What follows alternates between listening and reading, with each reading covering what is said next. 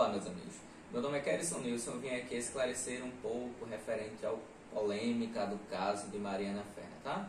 Algumas pessoas vieram me procurar com diversas dúvidas referente ao tema e eu decidi fazer um vídeo, tá, explicativo para vocês aí, para que vocês entendam um pouco mais o que foi que aconteceu, tá? Primeiramente, eu gostaria de informar que não iremos entrar no mérito, apesar de não ter acesso a esse processo pelo processo Correio e Segredo de Justiça, tá? O que será dito aqui será referente às informações que foram coletadas na mídia, tá certo? Que foi compartilhado aí pela mídia.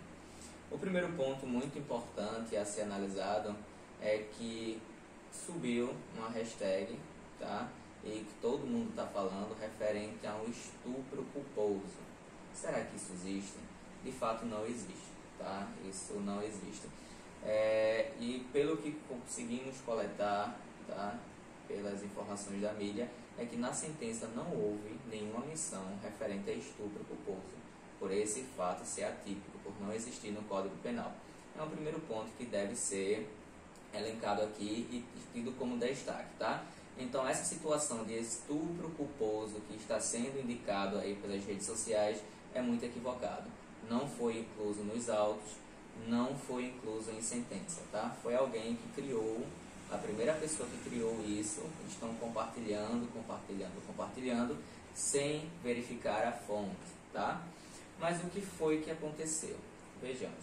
O magistrado, ele entendeu referente à absolução do réu, certo? É muito importante destacar que o próprio Ministério Público, em suas alegações finais, solicitou a absolução do réu referente ao artigo 386, inciso 3º. O que é que diz o 386, inciso 3º do CPC? Vamos analisar agora. O artigo 386, inciso 3º do CPC vem dizer que não constitui o fato infração penal. Esse é um dos motivos para que o juiz possa absolver o réu.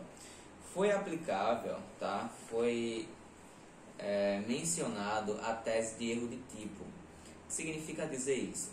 A princípio, a defesa disse que houve a conjunção carnal, mas o réu não sabia que ela não estava consentindo. Foi isso que aconteceu, tá? Esse se chama erro de tipo, em que você comete um ato infracional, você comete um crime sem saber sobre as verdadeiras circunstâncias do fato. Por exemplo, você está em uma balada em que só podem entrar maiores de 18 anos, sendo que uma pessoa que tem menos de 14 anos está lá. Essa pessoa tem uma fisionomia que parece ser uma pessoa maior de idade, tá? Já é bem desenvolvida, e você começa a conversar com essa pessoa e termina aquela noite fazendo algum ato libidinoso ou tendo alguma relação sexual com aquela criança, tá? Que é menor de 14 anos, porém ela estava dentro de uma boate que só pode entrar pessoas maiores de 18 anos. Caso aconteça algum tipo de acusação, a defesa pode alegar o erro de tipo, tá? Pelo fato do autor do crime não saber sobre a real idade, a moça mentiu sobre a idade dela, ou ela estava dentro de um local que só é permitido maiores de 18 anos e não teria como ele descobrir sobre aquilo, sobre a referente à idade específica dela, porque quando a gente vai conhecer alguém, a gente não sai pedindo o RG, na verdade. Então isso seria o erro de tipo. Essa foi a argumentação da defesa. É importante destacar que no caso da Mariana, tá, estava sendo analisado o crime previsto no artigo 217, tá? O artigo 217, no seu parágrafo 1º, ele vem falar sobre o estupro de vulnerável. Foi assim que foi iniciado o processo crime contra o réu. O estupro de vulnerável, em seu artigo 217, ele vem dizer que incorre na mesma pena quem pratica as ações descritas no caput com alguém que, por enfermidade ou deficiência mental, não tem o necessário discernimento para a prática do ato sexual, ou que, por qualquer outra causa, não pode oferecer resistência. O juiz se atentou a analisar nos autos dois documentos. Um, que seria o exame de sangue para verificar se existe álcool no sangue da vítima, e o segundo documento se existia algum outro tipo de substância, certo? Nesses dois resultados deram negativos. E através disso e através da alegação do erro de tipo, o magistrado entendeu em absolver o réu por falta de elementos. Essa absolvição, você pode trazer o 386, inciso 7º, em que o juiz ele pode absolver o réu caso não exista prova suficiente para a condenação, tá? No processo penal, existe um princípio que é muito importante, que é chamado indúbio pro réu. Na dúvida, deve-se absolver o réu. Porque para o direito, é mais justo você inocentar 100 culpados do que condenar um inocente. É assim que funciona no direito. Tendo embasamento nisso, o magistrado entendeu que não haviam provas suficientes para condenar o réu, tá? Ainda cabe apelação, tá? Então não foi apenas o juiz que determinou a absolvição. Houve o pedido da defesa do réu, claro. Houve o pedido do próprio Ministério Público, que era o promotor, tá? Promotor, aquele que é responsável pela acusação, também fez esse pedido de absolvição por falta de elementos e o juiz acatou esse pedido, certo? Então esses foram os motivos pelo qual houve a absolvição. Primeiro, segundo o Ministério Público, a ponto de vista do promotor, o fato do que aconteceu, ele não constitui infração penal. É o que está escrito no 386, inciso 3º, porque a vítima não conseguiu comprovar que estava vulnerável, ou seja, que ela estava com a sua capacidade de resistência diminuída.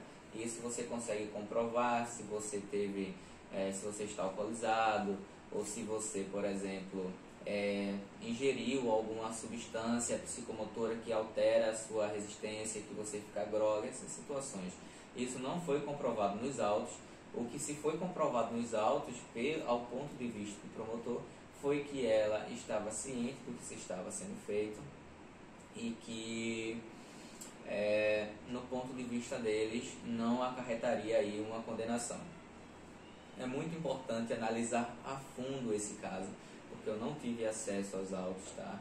Esse processo ele corre em segredo de justiça, só quem pode ter acesso são as partes. Não tive acesso aos autos, não tive acesso à sentença, certo? Tudo que está sendo dito aqui é referente ao que foi divulgado. Então é importante vocês se atentarem a isso, tá? Cabe recurso de apelação, que devemos aguardar e ao Ministério Público recorrer, tá? Mas lembrando que fazendo isso, o próprio Ministério Público entrará em contradição ao que disse aí nas suas alegações finais. Importante destacar novamente que aqui não estamos discutindo mérito. Não sei o que aconteceu nos autos, não conheço os autos, não tive acesso aos autos. Outro ponto muito importante que pediram para que eu me manifestasse sobre seria sobre a atitude do advogado, tá? Vazou um vídeo de uma audiência, em que o advogado começou a discorrer, a tirar palavras que feriram lá a moral da vítima, tá? No ato da audiência em que o juiz ele foi omisso. O primeiro ponto importante a se destacar é que já foi aberta uma reclamação no CNJ contra o juiz. Então o CNJ ele vai analisar o caso, tá? E a depender da situação, o juiz ele sofrerá aí a sanção devida por ser omisso, tá, ok? Outro ponto muito importante referente ao advogado que eu preciso citar para vocês é o seguinte: em regra, o advogado ele tem imunidade, tá? O artigo 7º, parágrafo 2º do Estatuto da OAB garante imunidade ao advogado no ato da audiência. Então, tudo que o advogado falar não incorre em punição ao advogado. Vamos ver o que diz o parágrafo 2º, tá? Eu vou ler aqui para vocês da lei do Estatuto da Advocacia. O advogado tem imunidade profissional, não constituindo injúria ou difamação puníveis qualquer manifestação de sua parte no exercício da atividade, em juízo ou fora dele, sem prejuízo das sanções disciplinares perante o OAB pelos excessos que cometer. Então, como podemos ver, o advogado ele tem sim a certa imunidade, ele não vai incorrer pelo crime de difamação e injúria, tá? Então, pelo processo crime, ele está imune quanto a isso. Isso não significa dizer que ele teria que responder, que ele não vai ter que responder, no caso, um processo administrativo perante a OAB. Certamente será aberto um processo administrativo para que possa ser aplicado qualquer tipo de sanção ética, caso seja julgado pela OAB que ele cometeu excessos, tá? Lembrando que não estou julgando mérito, estou julgando o que aconteceu e estou fazendo comparação segundo a lei, tá? Não estou nem de um lado nem de outro, tá? Aqui nesse momento estou sendo neutro, certo? Então é muito importante destacar isso para vocês, para que ninguém venha querer divulgar que ele está tentando montar a posição aqui, montar a posição ali. Não. O objetivo desse vídeo ele é informativo, tá? Para que você consiga construir a sua opinião, para que você tenha um discernimento do que realmente está acontecendo e o que o direito ele preza, que o direito ele defende, que o direito ele aplica na sua devida sanção, tá ok? Então, primeiramente, eu gostaria de agradecer que você assistiu até aqui, tá? Era isso que eu gostaria de falar para vocês, tá?